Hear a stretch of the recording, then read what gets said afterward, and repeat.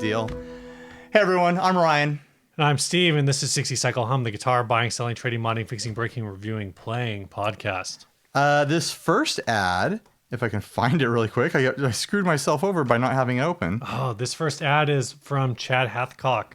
There it is. This is a Bolin French Fry 2009. It says the color is red, which is partially true. Yeah.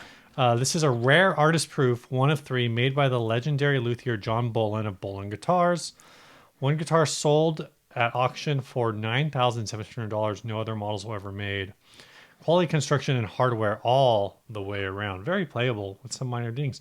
One sold at auction for $97,000. This one is only $6,500 with a very reasonable $75 shipping. Yeah, it's 48% price drop on this on Reverb. Yeah. And it looks like French fries. Yeah. It looks like a container of McDonald's French fries. And it's even got McDonald's inlays on the fretboard. You think this is officially sanctioned by McDonald's? I feel like it would. Would it have to be? I feel like it I don't has know. I mean, I think it'd be if it's they just made a couple of them that's got to be protected under, parody rights and whatnot. Maybe. Oh, there's like a big old crack in the top of it. Yeah, there's a bunch of age stuff going on.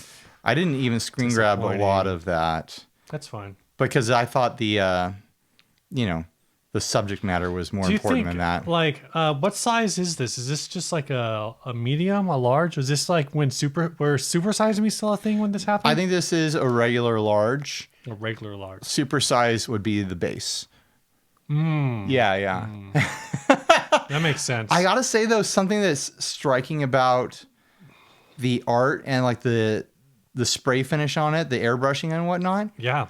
It really, like the look and the texture of it really brings me back to like the vintage play set at McDonald's when we were kids, Like now it's just all the big plastic tubes that are at every. If you can even, I think like the Mira Mesa McDonald's is the only one that I know of that even has a play place. A lot of them don't have play places anymore because they're trying to shy away from like looking like they're trying to draw kids in, which is dumb because that's the only people interested in eating their food. Apparently, completely unrelated, but apparently there was some like law passed that like you can't give out fountain drinks with kids meals anymore. Oh, really? Like something. It's all milk and juice. I don't know. Or whatever. When I've been going to Panda Express and they won't give me a fountain drink for my kid. They are. Well, it's because you're ordering a kid's meal for yourself, Steve. No, it's it's on the menu. Bottled water. Unbelievable. But you see what I'm talking about? Like the plastic airbrushed look of it. Like you can tell, like if you felt it, it would have that like fiberglass. It would have that fiberglass feel. I actually didn't even realize that it wasn't actually 3D. I mean, the fries are like the fries have. There's a lot of 3D element to it, but they're flatter than their airbrush look. I'm saying like the fries are layered on top of each other. So like this. But if you're looking at it from this direction, like they're still flat. They're just layered. Right. Like each individual fry is not trapezoidal in a.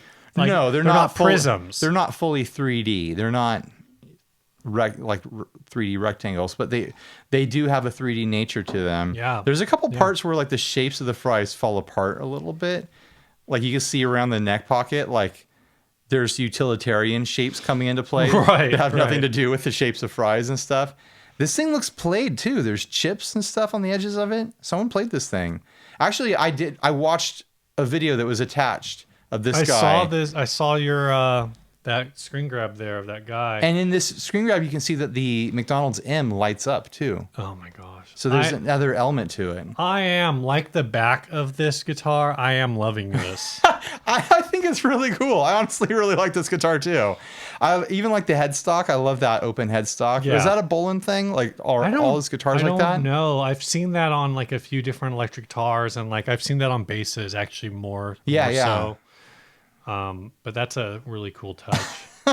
I really like it. I think the execution is really great. Someone actually played this because it's all beat up and cracked. There's a big crack in the back here, like some kind of stress crack, which means it probably plays just fine. Or this person just loved playing it with their band so much for the gimmick of it. Well, it's like, I'm wondering if you're in Max Sabbath, do you have to have this guitar? Oh man, I didn't even think about Max Sabbath. Yeah, that was when I saw the picture of this guy, I was like, is this guy in Max Sabbath? You gotta have this for Max Sabbath. If you don't know what Max Sabbath is, go look it up. It's a McDonald's themed Black Sabbath tribute band. Yeah. It's pretty wild. I've heard that it's a really fun show for about 3 songs, and then you're over the gimmick, and you're like, this is just kind of okay. And yeah, like he says, like it's quality construction and hardware. I don't know what this bridge is. It looks solid. It reminds me of the PV bridges. Yeah, I'm not. Do you remember the bridges they would put on the PV T60s and stuff? Yeah, kind of. It kind of seems a little more. It's definitely like something of shallower, like, Cowler kind of that 80s, vibe. early 90s. But kind then of it's vibe. got a TV Jones single bridge, I guess, ish positioned pickup. What do you? I mean, I think this is a classy look. The tuners are locking tuners. But if you were gonna have a French fry, I bet those tuners are aftermarket to be locking. This thing's old, right? Locking. No, it says 2009. For some reason, I'm looking at this and reading it as something that was produced in the 80s. No, I think that's 2009. Just like the look. Wow. What were you gonna say if you were gonna use? Yeah, if you were gonna pair a pickup with a French fry themed guitar, what kind of pickup would you go for? Because I don't feel like, a Filtertron is kind of like was probably like the right choice for the person who ordered these or, put it for them. But like, I don't feel like it really fits the theme. Like, I feel like a big yellow P90 would be better there. Yeah, I would agree. I was actually thinking that, especially since you already have the light up M, like why didn't you just go full EMG on this?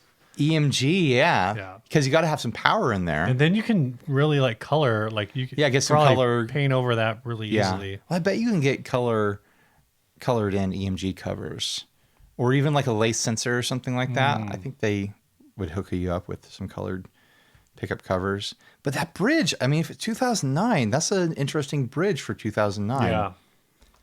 That's probably the main reason I thought it was an older guitar. This person beat this thing up for a 10-year-old guitar. It's been played. Yeah, that's when I was like, you were like, oh, well, it's been played. And I'm like, yeah, but like, it's only 10 years old. Yeah. Someone beat the crap out of it, that's for sure. If you were going to have a fast food themed guitar, what would it be like and what fast food restaurant? I already know what it should be for you. Jack in the Box 99-cent tacos. Oh, dude, yes. Just taco, greasy Mexican wontons. Gross Mexican Taco Bell taco. Not Taco Bell, Jack. Man, we just had Mexican, but now I'm hungry again. We fueled up our podcast life with. I got the carne asada fries. I'm sitting all sideways. Why am I doing that? I don't know. You've got a monitor right here where you can see. Yeah, I don't. How you should be sitting. It's never been easier than it is now, Steve. I know. And you're all messed up. I don't know. What would I do? Probably In-N-Out or Hodad's or something like that. Right.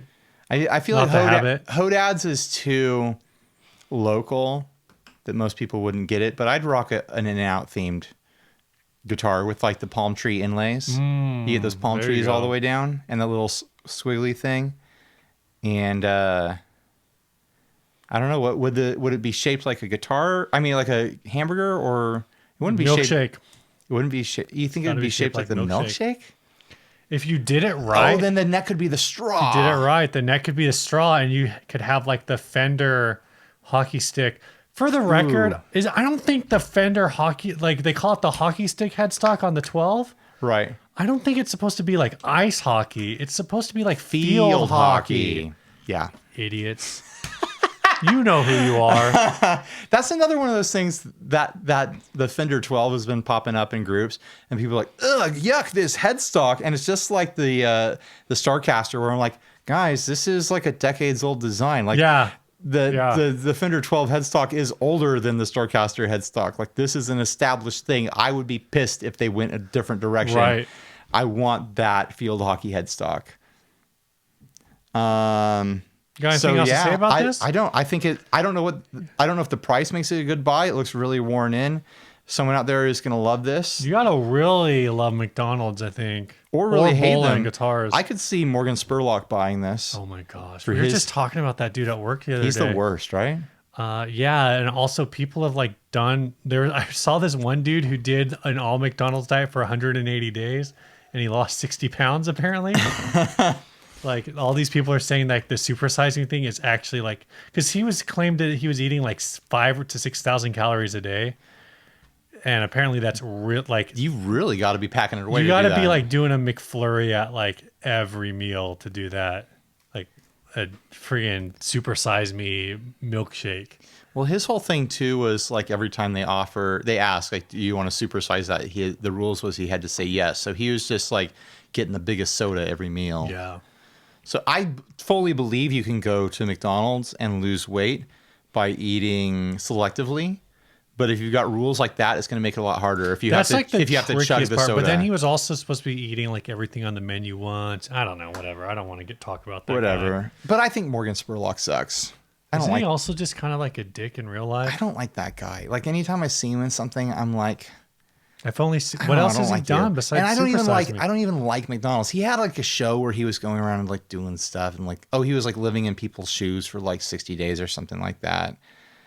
Well, and that was the other thing is I don't want to talk about it, but yeah, that's kind of along the lines of like one of the big criticisms is like he's a multi-millionaire who gets to pretend he's a tourist to be like he's a culture tourist for the duration of his social experiment, and then he gets to go back to being a multi-millionaire. Right.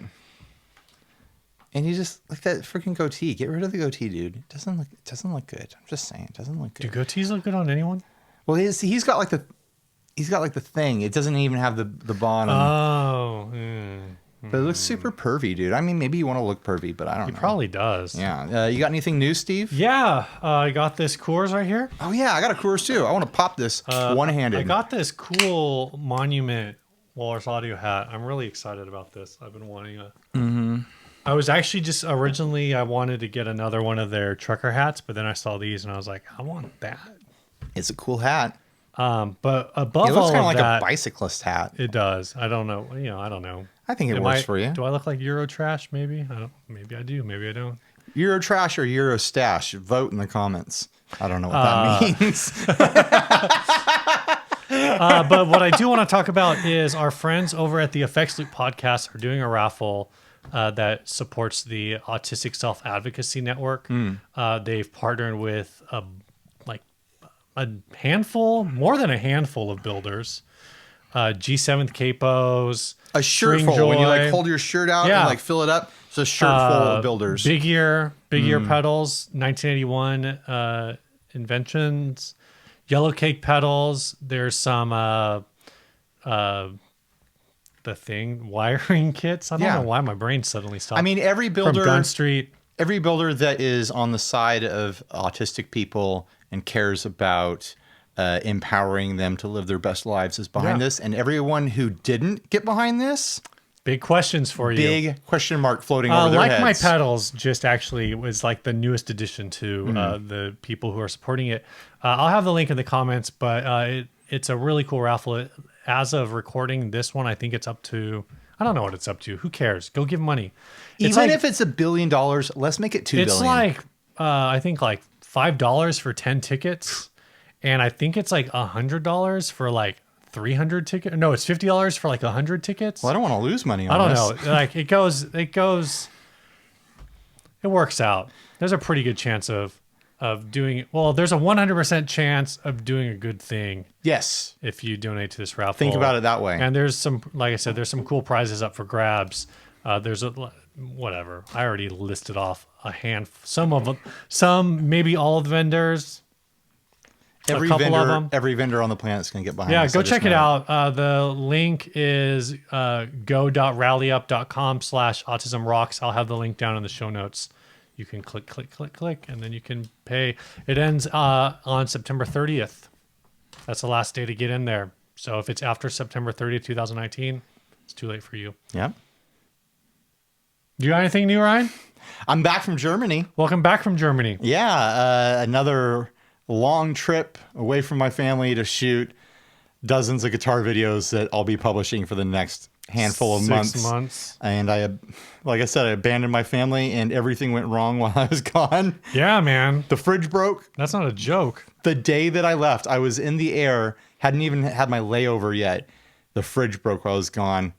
And so I was like texting and FaceTiming with my wife as I'm walking through the airport. Like, I guess you're going to go buy a fridge. Good luck, honey. Like, have fun picking a fridge without me. I trust you. Yeah. Yeah. And she picked a good fridge. And then she got horrifically sick, and all the kids got horrifically sick while I was gone. And all sorts of other stuff happened. So I think your fridge is like the water dispenser model of my fridge. it might be. It's definitely very similar. We got a scratch and dent from the Sears outlet. There's a Sears outlet in San Diego. It's out by Guitar Center. Dang. Yeah. Did La not know Mesa. that. La Mesa. They just opened it. It's a secret one. Not everyone They knows about it just yet. opened it? Sears just opened I another. know. How did I what? know. I don't get it either. All right. You got anything else new? I don't want to talk about your refrigerator all night. I just want to say that in the grand scheme of this channel and stuff that gets made, a lot of times our families are the real heroes. So thanks for holding down the fort, honey. And also a big thanks to everyone who made 42 Gear Street possible, because it was a real blast and it was real like grassroots. Even though we had sponsors there, it was like completely different than the other events. Like we were all just hanging out. There was no, it's a little warm on the top, huh? It's a little. Is that why it tastes like? That's weird. Yeah, mine was weird too. It's like a fruitiness. It's like Oh. a fruit sweetness. Oh, I don't know about that. But anyways, yeah, keep your eye out for 42 Gear Street content, because that's going to come down the pipe super hard and super fast. I got a lot of it. Tastes kind of cidery. Yeah, I'll try mine again. You probably just haven't had a real beer in a while, Steve. Yeah, I've been drinking those IPAs and whatever. Yeah, I guess it's kind of cidery. Yeah, it is a little fruity. Yeah. I didn't notice. Odd. Coors, All right. what have you done? Have you changed the recipe? You ready to keep... Did they slip that White Claw into here? What's going on? Ain't no laws when you're slipping in White Claws into Coors cans. That didn't really make sense. No, it didn't Ready? rhyme either. We're going to keep this going? No, take us to the next section, Steve. Yeah, our next section is sponsors. Sponsors! This week's first sponsor is Wrist Grips. If you have Grip your hand wrist. injuries, maybe repetitive stress injuries from guitar playing or just from anything. Or just drinking too often. That could be a thing. That like wrist movement there, that could cause repetitive stress. Wrist grips are for you. Right now you can go get 15% off with code 60cycle15. I don't know why I stumbled over that. 60 cycle 15. Wrist grips are designed to increase longevity, endurance, and blood flow and oxygen to your hands and wrists while you're playing. It's the only wrist support that provides wrist stabilization and full range of motion. 60 cycle 15 is the email address we would have set up if we had started doing this when we were 15.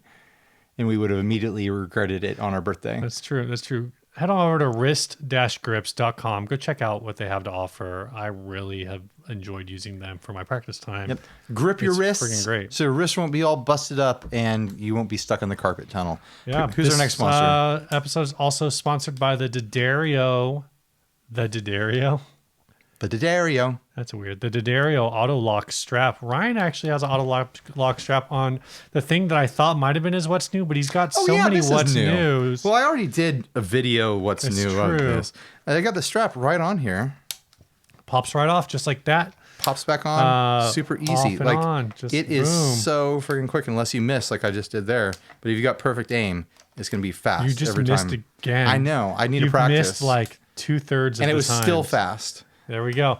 The Daddario Autolock strap was designed by Ned Steinberger. It's a freaking great all-in-one strap locky solution. It fits on like 99% of the strap pegs that are on the market. I really think I've only got like one guitar in here that it doesn't work on. Yeah, absolutely. If you got that weird like Ibanez triangle one, it's not going to fit on that either.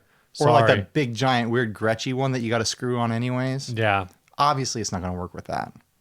It's going to work on every freaking thing else. Yeah. You should just get one. Yeah, it's going to work on your normal strap buttons, guys. We're not shaming other strap buttons. We're just saying that it's going to work with the normal ones. Yeah.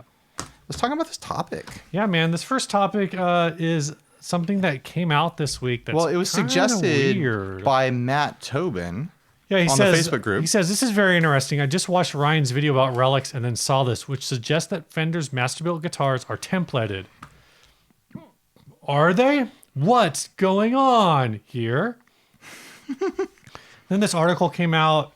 Somebody's basically did some research and is claiming that on Fender custom shop Stratocaster models described as master-built have the same or very similar relic patterns.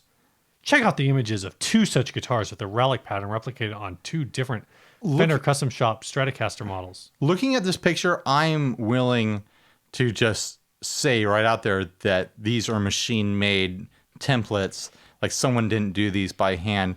I mean, you called it earlier the palm tree shape. Like that's a dead giveaway. This palm tree shape on the upper bout on both of these guitars. That's got to be like really. But it's so precise. You can't do that twice. No, you follow it down, and it's the same shape all the way along. Yeah, with some variation.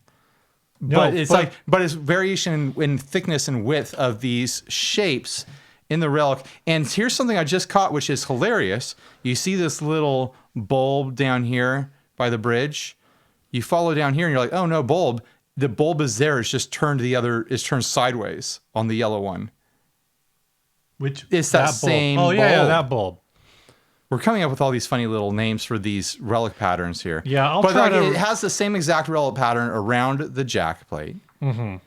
And there's little things like there's things that definitely a human hand did, like someone threw like a chain edit or something like that. Right. But like these big chunks of fully removed paint are clearly done by some sort of machine. And this is on think they're using like somebody said like, oh, they're using like a water jet, which you wouldn't want to use a water jet for that. I think it's sand blaster, or someone called it a media blaster, right, which is something similar to sand.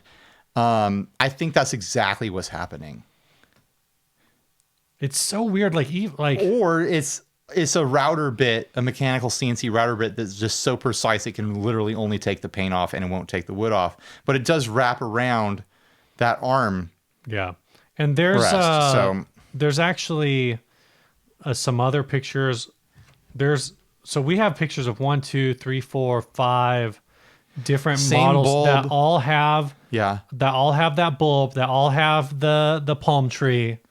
That all have somebody called it like the dragon. Which one is the dragon? The one around the jack. It looks like. Oh, I guess that's kind of dragony. There's like some kind of like dragon or like a T-Rex head. We already talked about McDonald's, but this is like McDonald's nuggets, where like the nuggets have like 5 different shapes. I think there's like the oval, but there's a boot. But if you're not paying attention, they seem random. Yeah.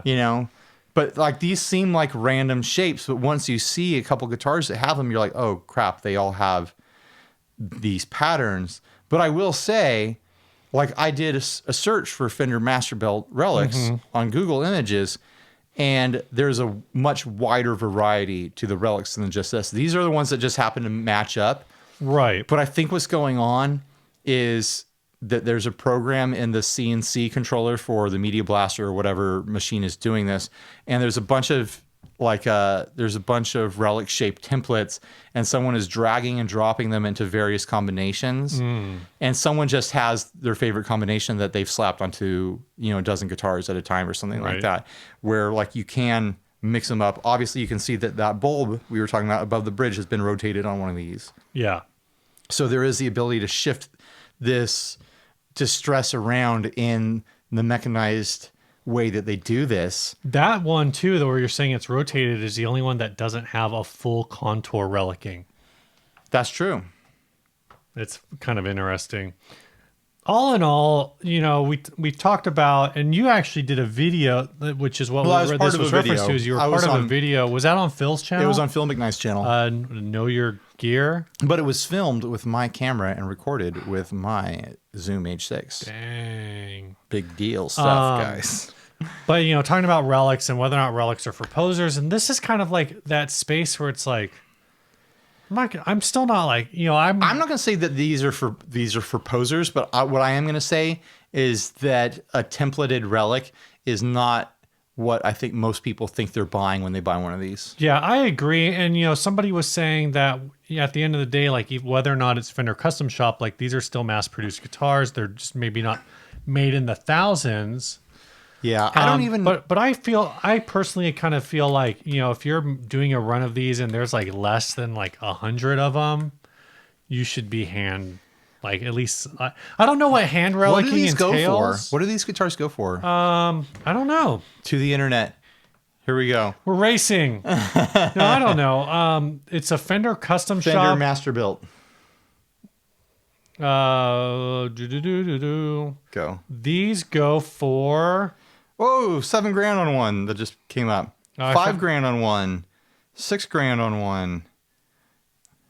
Yeah, I don't think I'm seeing the right ones because I'm not $5,000 on a Fender Custom Shop 1962 Heavy Relic. Well, that's why I don't know. Is that what it's called? The Heavy Relic? That's just what's coming up in immediate like Google search results. Here, I'll look at this one. Or are these the Wildwoods? Or these are at Wildwood? These not at Wildwood. I'm just looking at pictures right now, guys. We're just looking at pictures. I don't know what I'm doing. See, I'm not seeing any that are popping up that have that same pattern. Right. And so does that mean we're just looking at the wrong But still, name? we're looking at guitars that are north of $5,000, even $4,000. So I'm looking. If you get something from a small builder that does a relic, you can easily get stuff in $4,000 that is going to be a unique relic. Yeah. And so what is Fender's excuse? I mean, I know that they typically have a factory build process. But if they're doing stuff at that price point, they should have someone who's doing this stuff custom.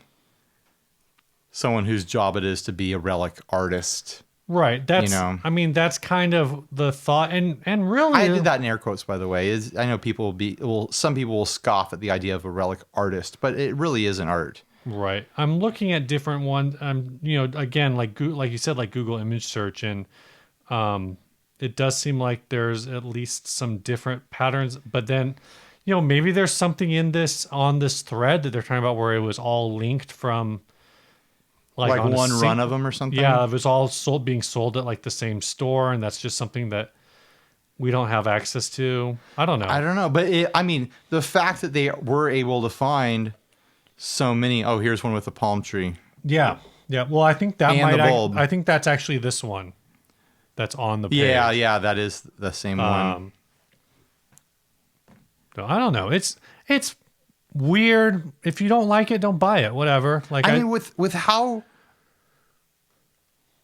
with the variety of guitars that we're seeing here, with the very variety of relics, someone had to be super sleuthin' to put these pictures together with yarn on their bedroom wall. Right. Like what were the circumstances where someone figured this out? I'm not trying to accuse anyone of anything or anything. I just like imagine cracking that code and be like, oh my gosh. People have to know about this. It made it sound like this initial picture, the white one and the yellow one, that's a Fender supplied picture. Right. Excuse me. So these two guitars are they in the same space together? They're in the same space. They're in the same photo together. You can see it right now. Yeah. So that is probably how someone spotted it. Like so this was photos. Something that Fender sent out an email or something. Yeah. Hey, check out our new line of this, that, whatever. I got to be honest. I do like the tort on that white one. That swirly tort. The thing that I actually think is the weirdest about it is that this is a relic finish, which means the implication is that these are like a vintage style guitar. Right. That has a humbucker in the bridge. Well, it's been modified somewhere along the line, Steve. Yeah, it's been modified with a sandblaster. I mean, what are your thoughts on relics? Tell me all your thoughts on God. You are really these relics are okay? Tell me all your thoughts on relics because I really want to meet her. No, I'm fine with I'm fine with relics if that's what you want, and I'm not. My thing has always been, I'm not averse to buying older guitars that are like a little beat up. Sure. None of my guitars have been intentionally relicked. I don't think I've ever seen a guitar with a legit natural relic in person that was as beat up as Oh, these. yeah. At this point, this is a style. This isn't a recreation of any sort of thing that happens in the real world. I think there are like a handful of guitarists in the world, like a literal probably. Well, I'm sure there's more than a handful, right? But in terms of famous guitar players, you know, the Rory Gallagher Strat, the Joe Strummer Strat, like, or the Joe Strummer Telecaster. Right.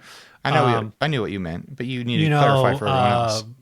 The Billy Joe Armstrong Fernandez, like things like that, where there is a legitimate like rock and roll aesthetic to it that comes from a combination of dudes just going out on stage, going, 100 miles an hour, 100% for the entire show, like just beating on their instruments, just throwing the guitar to the roadie, not caring if they catch it at the end of the night. If you were playing,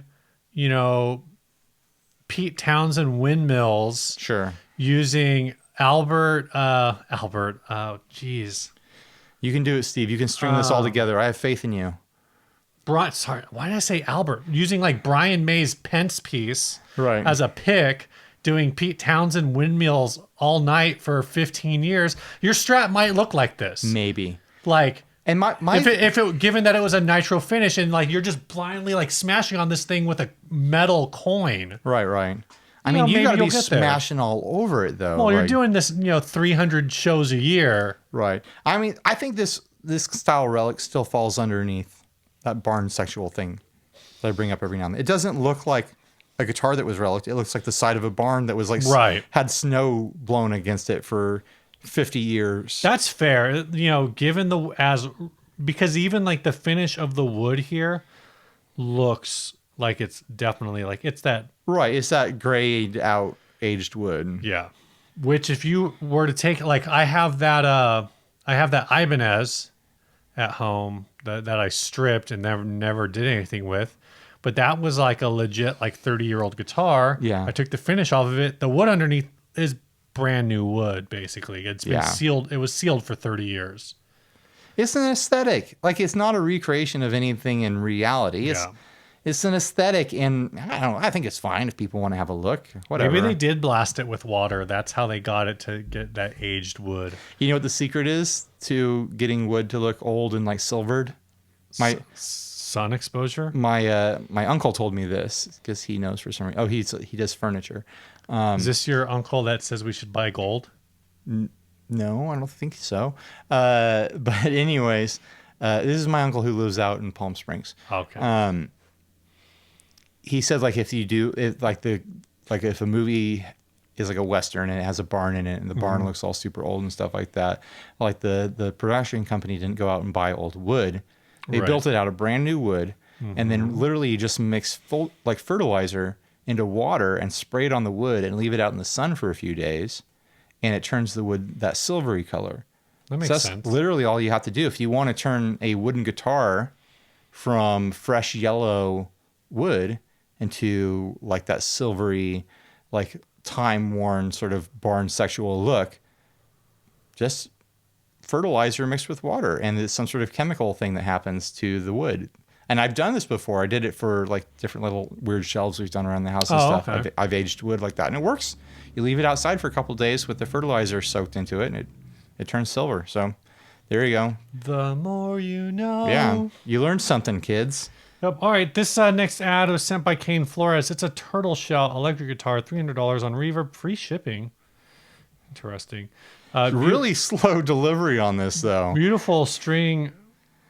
It'll take forever to get to you. Oh, gosh. Get it? Because turtles are slow. Beautiful 6-string electric guitar made from a snapper turtle shell.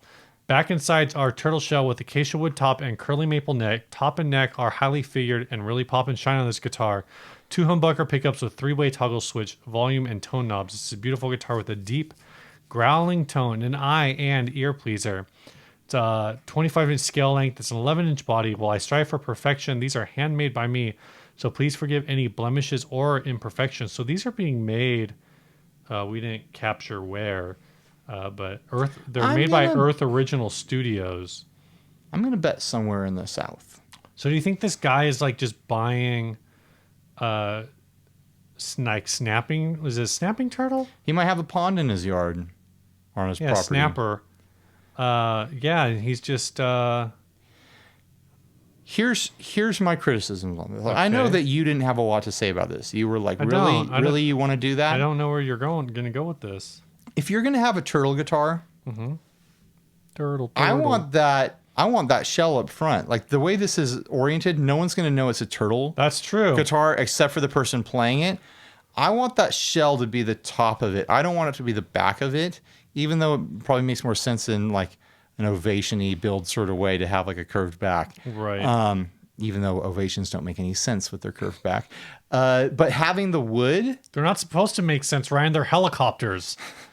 Having the wood be the thing that faces the audience makes no sense because then it just looks like a really oddly misshapen toilet seat sort of like concept.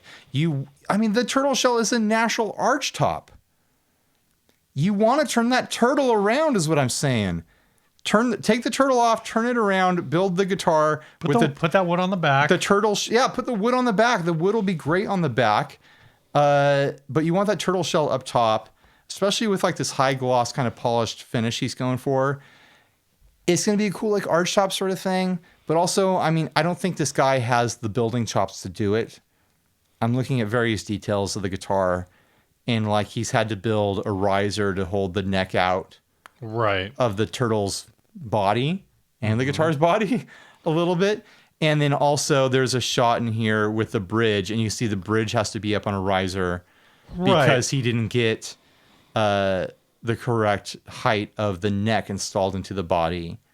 So I have a feeling there's probably just a lot of because turtle shell is not going to be strong enough. No, there's got to be filler in here. So there's got to be filler, and you have to mount wood. But he should have been able... the side of it, that's not all natural turtle shell. He had to build a sides for this thing to make it the thickness it is. Right. My other idea for this is if you're going to make a taxidermied turtle shell guitar, why not have a taxidermied little turtle head popping out of one side of it with a taxidermied little turtle hands and feet coming out? And go the full distance with it. All right, the turtle can have little like googly eyes. You got a turtle guitar winking at you. What kind of band do you use for this? Well, there's a lot that you could cover. Any Southern rock band. Okay. Any Nintendo themed band. Okay. Mario Turtle Shells. Yes. I wasn't thinking that. Any Teenage Mutant Ninja. Band. I had two answers to this. Okay. Zydeco, Vanilla Ice, but you're only allowed to play Ninja Rap. Ninja Rap. This is a good guitar for Ninja Rap. I listened to that song the other day. You did? On purpose? It came... Well, actually, I didn't listen... It came on the radio? I didn't listen... I didn't go out of my way to listen to it. It was the intro music on I want to say, the Just Surprise Me podcast. Oh, okay. Go Ninja, go Ninja, dude, go. That song go Ninja, is go Ninja, terrible. Go. Oh, yeah, all those songs were bad. But that one's like especially bad. Are you old enough that you remember when that came out? Yeah. Okay. Yeah. 1992, I want to say. Okay, yeah, you were old enough. I don't know. What are your thoughts, Steve? Tell me all your thoughts on turtle guitar. Because you really like the meter? Yeah. And do you have new thoughts now that I've said things? No, these are cheap tuners. Going back $300 is probably the right price. Going back to my thoughts on that French fry guitar, I think wrong pickup selection for this. For this guitar. Instead of double humbucker, it should be lipsticks. I think lipsticks would go with the turtle shell. And so flip it around, give it a face, hands and feet, lipsticks, and you got to lean into the arch top nature of the shell and give it like a Gretschy bridge and like a trapeze tailpiece, and the neck is going to have to be angled like crazy, and it's going to have to be built better in general. All right. Well, with that being said, Ryan, this is a guitar, and this month at Sweetwater they are celebrating Guitar Month. That's right. We got all the way to the sponsor spot. Sweetwater Guitar Month. They got a bunch of giveaways. They I'm not sure if it's still up. They were giving away part of the world's largest pedal board. Maybe they still are. But if they're not, they have plenty of other guitar giveaways. They also have a ton of guitar deals.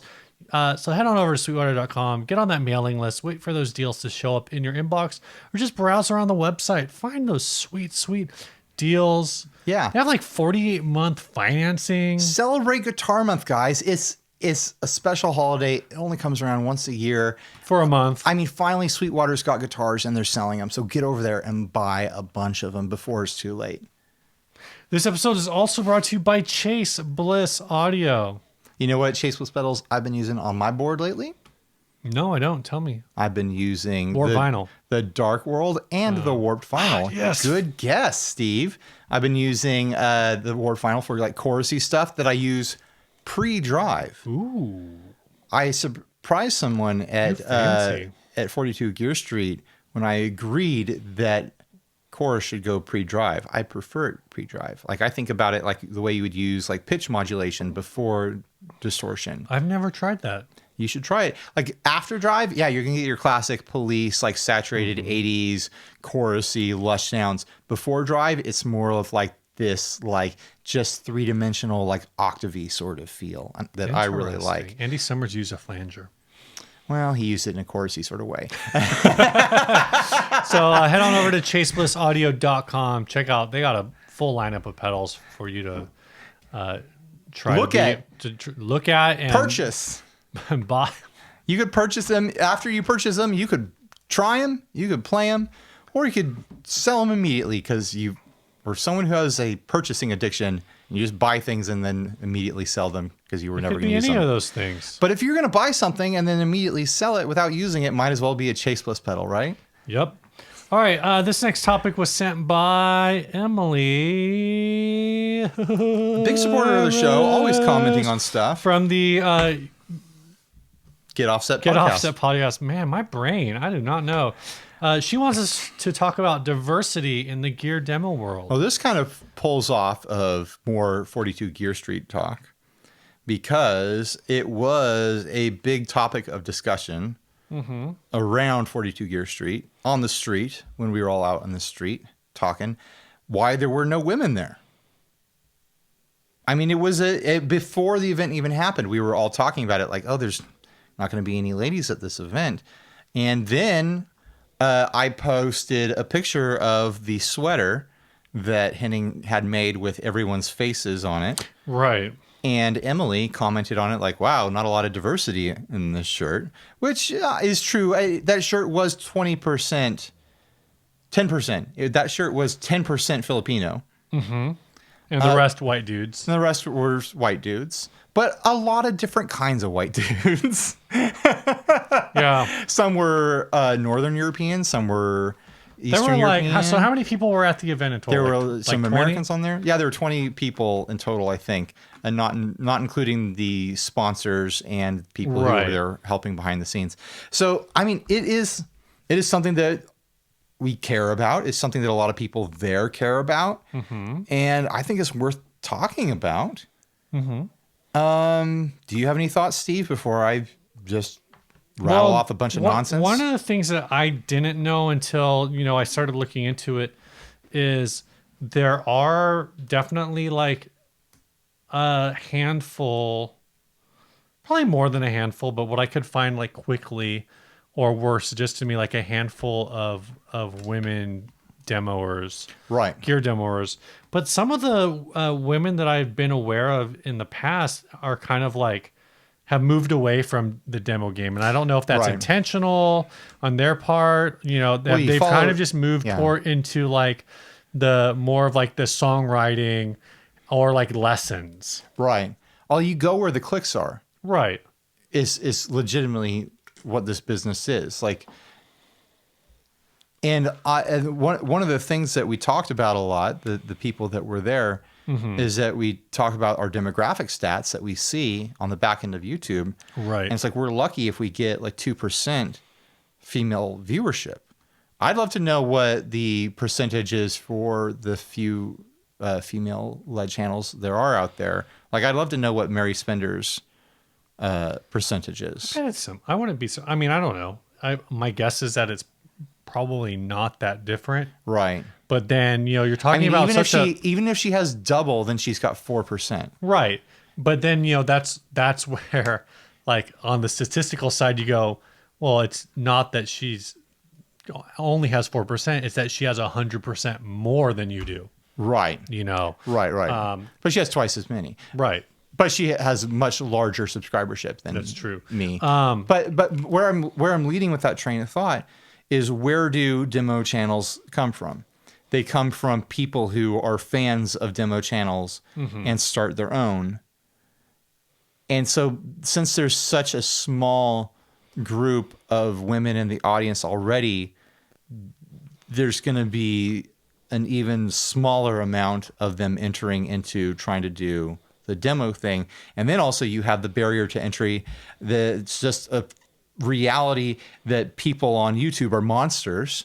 Yeah. And a lot of women don't want to have that be part of their life. A lot of men don't want that to be part of their life. But, like, I know a lot of women who do everything they can to appear basically non-gendered online. Right. So that they don't have to deal with the repercussions of freaking monstrous, terrible human beings. Yeah. That are on the internet. And to that, I think that's a double-edged, a double-edged sword, in terms of, I think it's both the, I don't think it's acceptable necessarily to, like, sit around and say, like, well, people on the internet are monsters, so, like, yeah, people, I'm just like, saying, if you can't hack it, just stay off. No, I'm just emphasizing, and I'm having empathy, right, for people who are like, I don't want to have that negativity be part of my daily work life. Sure. And I think that's some of what was in that original conversation, where it was kind of, it's a two-way thing, where until more women are in that industry, right, which, we've been getting like negative comments just in general on our YouTube from people who are like, oh, you guys just think you're gatekeepers for the gear world. No, it's called YouTube. Like, anyone can do it if you have the gear. And that's the thing. You want to get out there. But to that extent, like, I think whether or not it's genuine, at no point did I sit down and have a heart-to-heart with Henning. Right. And I think some of his comments, I don't know. I can't say that they've been misconstrued. At face value, the comments he made were definitely worded in a way that, like, part of me was like, is he being sarcastic, or is he just that obtuse? To where I think, in other things, I think if someone is making a concerted effort, I don't know if that person gets brought in. There's a whole conversation about optics. Right. But anyway, the point I was trying to make is that, as long as women in the gear demo industry are kind of the exception to the rule, then they're always treated as, like, being on the outside. And again, whether or not that should be the case, it doesn't matter whether or not it should be the case. Obviously, it shouldn't be the case, but it is the case. Right. And in order for it to not be the case, one, I think there has to be a greater influx of women doing gear demos.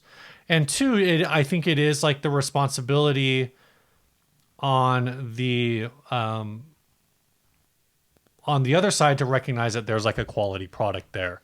And, when there's a quality product, and to be open about that. I mean, this scene is so small and honestly so welcoming behind the scenes and so tight knit, and we do have women in the community that we talk with in groups and stuff and are part of the community.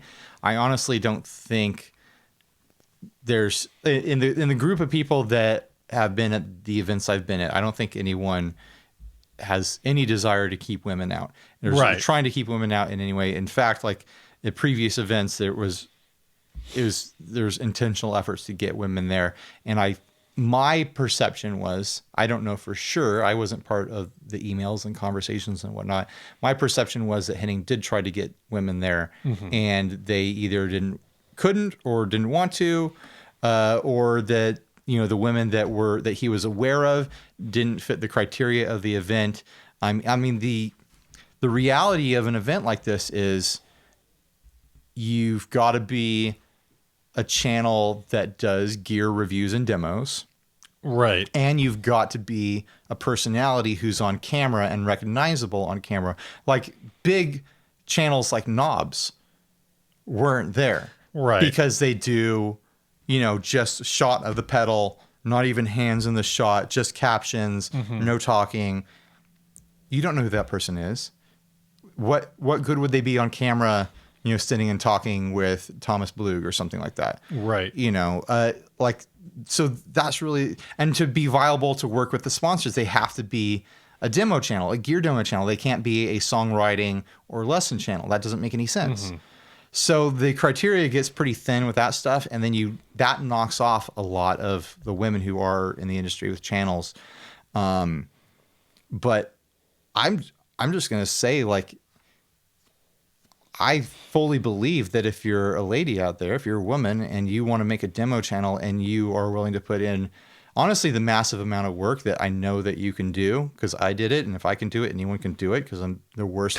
I'm the worst guitarist in the scene. I legitimately am. If I did it, so can you. I felt like if you put in the work and you get subscribers you have enough subscribers that you're commercially viable. If you talk to people who run these events, you're going to be at these events. You just are. They're going to make it happen for you. At a certain level for these things, there are people who don't have channels big enough to warrant the sponsors paying for their travel and stuff like that. So they had to pay to fly themselves in. If your channel's at a certain level, you just have to expect that. But at a certain level, they'll pay your way to fly you out and things like that. So, I'm imploring you. If you have any interest in doing this, if you think you're up to the work, you think you're up to dealing with the technical aspects of it, and you can deal with the freaking ridiculous, horrendous people online, I want you to join this industry. I want you as competition. I mean, this industry is really friendly behind the scenes. We all get along. We all talk to each other. Even the people we shouldn't get along with and talk to, we still do. You're talking about Glenn, aren't you? Obviously, I'm talking about Glenn, who, by the way, behind the scenes, I love hanging out with. But in front of the scenes, no, on paper, it would seem like no one should get along with Glenn. But he's honestly a great guy behind the scenes, and he's a sweetheart in person. No matter if you disagree with him or not, which you should, because Glenn is wrong. But I don't know if you have anything else to say about it, Steve, but I would love to see not only more women working in this industry doing demos, but I'd love to see more women consuming the product of this industry, watching the videos, using videos as part of the community, as part of how they buy gear, how they shop. I would just say, if you have a recommendation, or maybe you are a woman who's putting up demos on YouTube that we're just not aware of, dump a link. Yeah. In the comments, send us an email. Let us know that you're out there. Yeah. And we can get the word out on that. Well, don't even tell us. Go straight to the people organizing these events. Yeah. Come to NAMM. Blow up Henning's email and be like, dude, I want in next year. Yeah. Drop stats on him. Tell him how many numbers you have. Tell him all that stuff. All the numbers. Give him all the numbers. Yeah. I don't have time to go searching around to find all the new YouTubers. I only know people who are at these events, and I barely know those people. Sometimes I'm like, what's your channel? You have how many subscribers? How have I never heard of you? That's a conversation I have a lot of the time. So, I mean, and to that point, it is kind of interesting because it's, I guess, semi-unrelated. A couple of the people who were there, I was like, who is this? I looked on Instagram, I'm like, 1,000 people on Instagram? That doesn't seem very much. Twitter, nothing. Facebook, nothing. And then I go on YouTube and it's 230,000. I'm like, wait, yeah, what? Yeah. Anyway, join us. Throw your life away. Oh my gosh. All right, you want to do some housekeeping? I want to do some housekeeping. Hit This me with some week, housekeeping. We had Tom Linane join the Inner Circle, which is our $10 level on the Patreon page, patreon.com/60cyclehumcast. At the $10 level, you get into the Facebook Inner Circle if you're on Facebook. Tom, I have not been able to find you. If you're hearing this, I'm going to try to reach out to you by email. Hopefully I remember to do that. But hit Ryan or I up and be like, hey, I'm Tom. I'm in the Inner Circle. Put me in the Facebook group. Yeah, pronto. And then also I've got some stickers and stuff for people who jump in at the $5 or $10 level. I got caught up like a couple weeks ago. Oh, did you And then now? I'm all behind again. But, I'll get there again. And on top of it, we are going to be semi-randomly. Throwing some swag at you. Yeah, Ryan gets different things given to him at a lot of the events that he attends. And it's all really good stuff. But, you can only own so many cables. You can only own so many capos. You can only try out so many guitar picks and wireless kits and whatever. We're gonna send Tom this wireless guitar plug kit that is OEM'd for Ortega acoustic guitars, but it's made by XV or something like that. So pull up one of those bags, Steve. I put them in the box next to your feet. Bag. Oh. Bag. Here you go, Tom. This is gonna come to you. It fits. I'm gonna write Tom on it. I'm gonna forget it. I'm gonna leave it here. Here you go, Tom. Wireless kit for you. Thanks for joining the Inner Circle. We got more stuff here. Next time we get Inner Circle members, Now it just sounds like you're bribing. just I feel like throw it out. Patreon doesn't allow that. It's not a bribe. It's not a prize. I'm just getting rid of stuff. Once I'm out, this is gonna be over. People are going to be like, when are you going to give away some guitar pedals? I'm not even gonna tell you what's in the pile. There's just stuff around here. All right, this last ad was sent by Jason Fuzzmonger. Who's got the coolest name on the internet, right? He does. Fuzzmonger's a freaking cool name. This is a Gibson USA Custom Shop Q3000 Super Strat. It's a Cowler 1985 black P90 pickups with original hard shell case. Triple P90, man. That's always a winner. That's a 90. Gibson custom all the things I just said. These were Gibson's answers at the time to the popular Kramer guitar, the pointy headstocks of electric guitars coming to the hair metal era of the 80s, but with a classy vintage Gibson twist. Gibson later solved this problem by just purchasing Kramer guitars. These were a Gibson custom shop offering with only a few hundred made total, but this one came factory with 3 P90 pickups. Only 100 or less were made in this iteration. It features the Cowler Flyer locking tremolo unit, tremolo unit as a Gibson custom shop factory install. This was a Gibson custom shop factory install. Thank you for saying that twice. Unique coil split / boost option with 3 mini toggle switches, 22 frets, great condition with some very slight wear. They're estimating 96% life left and a straight set neck with no bowing or warp to it. Ebony fretboard. Factory Grover tuners with a Gibson custom shop logo on the back of the headstock. This guitar has been around for 30 plus years, and this shows with some significant signs of wear as a player's axe with many scuffs and scrapes all over the guitar. There's finish cracking and crazing to the clear coat over the paint in some areas, and this is pictured. But this is cosmetic only and does not affect how This is a long article here, Steve. It's a Q3000. I've never heard of these guitars. Me either. think this shape is a lot of fun. You know what I'm kind of getting off of this shape? What? I'm getting a bit of a PRS vibe off of this shape. Yeah. This is an 85. Yeah. Yes, it is. That is the starting year for PRS. Is it really? It is. So do you think PRS stole this shape? Or I don't think he stole Gibson it, but stole this shape? I think Paul was influenced by a lot of things happening around him in the time when he started working on things. Was that really the first year of PRS? Yep. That's what the internet says. Oh. I mean, I know he was born before that, but that's the first year for Right, PRS, obviously. the company. But like even the little bit of scallop away on that lower horn there. Yeah. I mean, it's not quite that as for dramatic, but it's going in that direction. Yeah. But I think this is an interesting guitar. I've always been kind of compelled by the Gibsons that are non-Gibson style. Right. What are the ones that have the Floyd in that really wild shape? You know the ones I'm talking about. No, never mind. They're like they're taking on a Super Strat that had the weird shape. M3. Is it the M3? I think the M or the M2. There's the M2 and the M3. I'll look it up. What do you think about? Yeah, I don't know. That's probably it. It's one of those. It's like a super stratty looking thing. Yeah, the M3. Yeah, those are cool. Yeah. I always liked those shapes, where the reverse pointy headstock. Mm-hmm. And it's just so non-Gibson.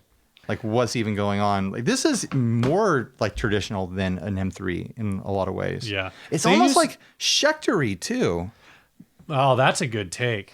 This has a very Schecter-y vibe to it. I like this headstock on like the Flying V's, like that kind of a guitar. Yeah.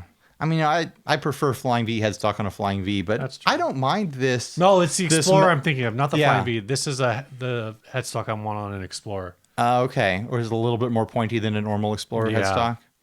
Yeah, I like the Gibson logo at the end there. I think the P90s are the most like head scratching part of this, because I don't associate P90s with the metal of the era that this came out with, or even the music of the era. Like P90s are such a specific like barky mid-push tone, when the sound of the era was really more of a like low pushing, mid-scooped, high gain sort of sound, you know? Like the lows you get from just a chugga hot bridge humbucker. Like this, the P90 thing just doesn't make a lot of sense to me for the era. So very interesting. Also, 2 3-way switches here. I wonder if that's the bridge neck on one switch and then middle on off isolated sort of arrangement. Like one of them is like a coil split boost, which doesn't really make a lot of sense. The boost option kind of does. But yeah, I don't know. I'd be interested in seeing what that. I wouldn't be surprised if they didn't understand what those switches did. Yeah, I'm sure it says somewhere. Yeah. Maybe they're coil taps. What do they want for this? $1,299. That ain't bad. It's not. That's affordable. Not if it's like a legit, like plays like a Gibson USA. It's weird. Yeah. You know, it's maybe worth paying a little. Does it say for. where the seller's based out of? I don't know. It just says 60. I mean, I'm sure it does, just not on the part that. Well, on the case it says Tijuana. No, it says Tujunga. Tujunga, California. I totally read that wrong. It looks like it would have said Tijuana, but it says Tujunga. Tujunga is part of Los Angeles. So maybe this is up in LA. Yeah. Or it was. It's in the San Fernando Valley. It wouldn't be surprised if it was in LA in the 80s and it makes sense. No longer is, you know? That big ass Akai sticker on like residue. I was crazy. just looking at that. I just kind of wish it wasn't black. Like, I like the headstock black, but I wish this was neon pink crackle. Yeah. Over black. Okay.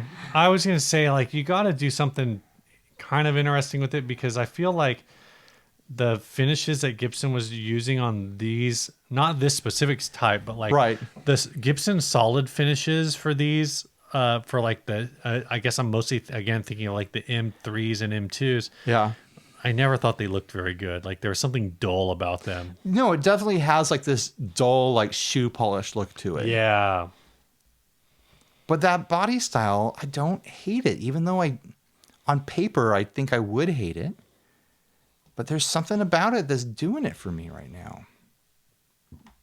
Weird guitar. If you're listening to the audio version of the podcast, go look at the pictures in the description. Yeah. There's a link to an imager, right? Imager link? Yes. Always. Well, we're at the end, Steve. Yeah. This week's song was sent by Isaiah Dominguez. He says, I saw your post looking for songs for the end of the episodes and figured I'd throw a couple in for you. Really stoked for the YouTube growth you all are having. Hope to meet up at NAMM again soon. These are 2 songs off my new record, which used exclusively the 50/50 for its drive sounds. Nice. I thought that was a cool tie-in. Also, the Sinusoid homies, Albie and John Schold, played bass and drums respectively on the record. Also, this was John's last record before he was able to drum on before he succumbed to cancer. Needless to say, it was a really cool and very personally important record to make. Hope you all enjoy it. I really like this album, the tracks I've heard off of it from Isaiah. We're going to throw down the track that's called Holy Ghost. It's a good one. Hope you enjoy it. I hope you don't. Wow. We'll fight. Listen to the whole thing, but don't enjoy a lick of it. All right, bye, everybody. Stay grounded.